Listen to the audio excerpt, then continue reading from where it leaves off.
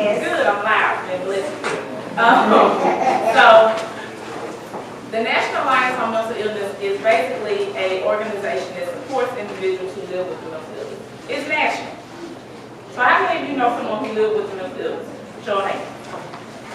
Put them high. Be quiet about this one. Okay. So, I'm sure most of you know more people, but you don't realize it because 1 in 5 people live with mental illness. It can range from top to bottom. I mean, we can go from anxiety all the way up to bipolar schizophrenia. So when they talk about walking in purpose, which when someone talks about purpose for me, it touches me. Because I'm going to tell y'all, I was going to be. Y'all know Olivia Pope? I was going to be Olivia without the stamp. I was going to work in a nice office, wear really cute clothes, and I was going to come in and fix the problem. God had something different. I was born to a mother who lives with bipolar schizophrenia. And if y'all read my bio, y'all would know one thing. That lady is the reason I am who I am today. I was left field, I was working in banking, and God brought me over to mental health. So when I say mental health is a journey, and when I tell y'all these different things about mental health, I'm speaking from experience because my mom is a roll dog. So, I know we just went from brain damage, domestic violence, and we're talking about all of that, and you all heard her say trauma. Trauma is anything that just kind of stunts what's going on from good time. So if you all have ever gone through trauma, let's get raised hand. Who is not going through COVID right now? COVID is trauma. Trauma could be a wreck, trauma could be death of a parent, trauma could be something small, something big, just like a mental health. But it is just how that person kind of relates to it. So for me, being in the house with a mother with mental illness, there were some traumas that go along with it. How people treated her for me was a big trauma. Because no matter what was going on with my mom, she was a mama first. She didn't know her name, she didn't know what was going on, but she was protecting her baby. So the trauma of treating people wrong that have a mental illness is very important to make sure that you know. There was a student, like that young lady they were talking about. There were signs. You can Google signs and symptoms of mental illness. There were signs like breadcrumbs. This baby went out to school and nobody called her. Her family saw it, her school saw it, her peers saw it. Everybody saw it, but everybody closed their eyes. You know why? Anybody got any ideas? They didn't know what to do, for one. And in the household, they said, we don't talk about what's going on in this household outside this household. You know what that does? That puts a lot on being guilty for your family. And your family member's not going to tell anybody else. And they may not be comfortable telling you. And when they said, somebody said earlier, if your child can't talk to you, get somebody that can talk to you. I have kids. Wrong with me say. I'm not offended by anything if my kids can't talk to you. You know why? Because I'm the person that's disciplinary. Our friends, or their friends are not their disciplinary. Their teachers cannot put them on lunch. The therapist, if they have a therapist, can't do anything. Well, guess who can? This chick. So they're not going to tell me when they get in trouble. They're not going to tell me when they're struggling and when they're failing. I know this news they make it. I'm proud to know what you have. When I see signs and symptoms or something going on with a young adult, I say, who's your safe person? All of you young adults, is there a person that you can think of that you probably could tell anything that wouldn't feel good? Raise your hand and tell that person. That person in your head is your safe person. And you know what happens if you have a strange thought that's random or you have a question? That person is the person you probably need to take. But the question is, if you're that person for someone else, do you know who to take? If you have a friend and they say, I'm thinking about committing suicide, or I'm thinking about harming myself, or more than likely they're going to give you away because that's one of the signs. If they have a plan, oh, it's going down. They thought this through and they know what's about to happen. So if someone comes in, a friend, 12 12, 13, 14, whatever, and they say, I'm going to kill myself, you know what to do. One of the young adults yell out to you, let me know what you do. Yes, ma'am. You tell your mom? Awesome. See, that's what you tell your mom. Your mom knew what to do, right? Exactly. So if you tell your mom, and your mom doesn't know what to do, you don't get results, what's your next step? There you go. Keep telling people. Keep telling people until there's some help. Because at the end of the day, what we don't want to see is that young lady who fell on the knee.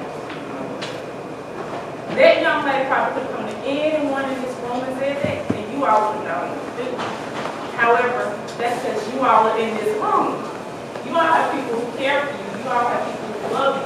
You all have people who took the time to bring you here or send you here. Your peers may not have it. These kids you go to school with, they may come to school dirty or hungry or all kinds of ways. You're looking like, I can't be her friend. They may not have what you have. So no, be kind. The trauma of mental health sometimes is a lot worse because of the way people are treated. I work with people who live with mental illness. I teach them to come in, to kind of switch over into survival mode and take control of it and talk about it and lead up. And you know what most of them say? Mental illness is not the problem. The stigma. The way people treat you when they find out. The way people look at you different. And you know what I believe? I know that because as a child, little bitty girl couldn't see over the counter. We could walk into doctor's offices for mental health treatment, and they would treat my mom bad. They would talk to her like she was not their illness. Only because they know she lived with the mental illness. So be mindful of how you treat others. Pay attention to signs and symptoms. You all can Google the signs and symptoms for sure, but if a young adult starts to talk about killing themselves, don't take it like that's not a subject we want to talk about. How did we get here that you thought you should say that? Like, what happened to bring us here? What else we got? When they start to give things away. You love these boots, but now you gave them to your best friend. Our behaviors, when they just kind of withdraw, or they become over friendly, or if they're your friend, I know some of you all are headed out to college soon, and you realize, okay, we've gone to parties and my friend has had a drink or two. But now all of a sudden she's the party girl and she's drinking everything all the time. That's a sign that something's going on that's a little bit. Don't be afraid to ask. Don't be afraid to have a conversation. And even if you have the conversation, let them know, hey, let's do this. Me and you, we going to this counseling center. And if you don't know where that is, call 9. We'll figure it out. If you go to somewhere, and this is because we do advocacy. If you go to a community mental health center, or you call somebody and you don't like the way you were treated, because I've seen it out with you, call me. I will call somebody else and say, hey, they went over here to Region 9, and these people are not happy with what's going on. What do we need to do to fix this? Because at the end of the day, you got to get help. Somebody's got to help you, somebody's got to help your child, somebody's got to help your friend. So make sure that you're doing your part and be vigilant. You see the signs and symptoms, say something to someone that can help. And it's okay to see a therapist. It's okay for a friend to see a therapist. Because guess what? Sometimes you just got to download all this stuff. How many of you are in school right now? Statistically, people have their first mental health break between the ages 17 and 24. You know what's happening then? Not to say, well, it's kind of changed, 14 to 24. But you got middle school, high school, college, adulthood. And the first thing I thought when I heard the baby jump, because in my mind, this is the baby, she had to leave. The first thing I thought was, if she only knew, once you get past high school, you can find your people. When you get to college, or when you get out of your household and you start to live your adult life, you can find your people. You may be an oddball. I was an oddball, never home with kids in high school. However, when I got to college, I found my core set of friends. Like the lady said, I chose who was going to be my brothers and sisters. Get to that point. You can do it. No matter how heavy it is, how much pressure you can do it. Guess what? If it's too much, tell somebody. Say that. I'm tired. It's too many classes. It's too much work. It's too much whatever. Say that. It's okay to say that. You're not perfect. Nobody's perfect. You don't have to figure it out.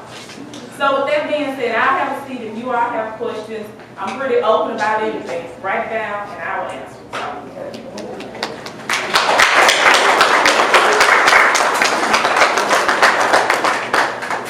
Ms. Kysia? My name is Kysia Owens. You pretty much touched on everything, but I'm gonna say suicide is very personal to me. If you look at me, you do not have a clue that I deal with PTSD and I have suicide ideation. I dealt with that for over 20 years. But the reason why suicide is very important to me, and actually I came up with a name, Branches of Faith. Zeramiah Safe Haven. Zeramiah was my son. He committed suicide almost 4 years ago. April 6th will be 4 years in 2018. Just like the young lady that jumped off that bridge. It took my breath. It made me mad. It made me frustrated because she was at school. She asked, probably mentioned to several people, hey, this is what's going on, this is what's happening, and they all brushed it off in a sense because some people don't know what to do. Some people don't even know what to say. Some people don't even know what to feel. So they're going to just push it aside to actually say, what can I do? Or how can I help you?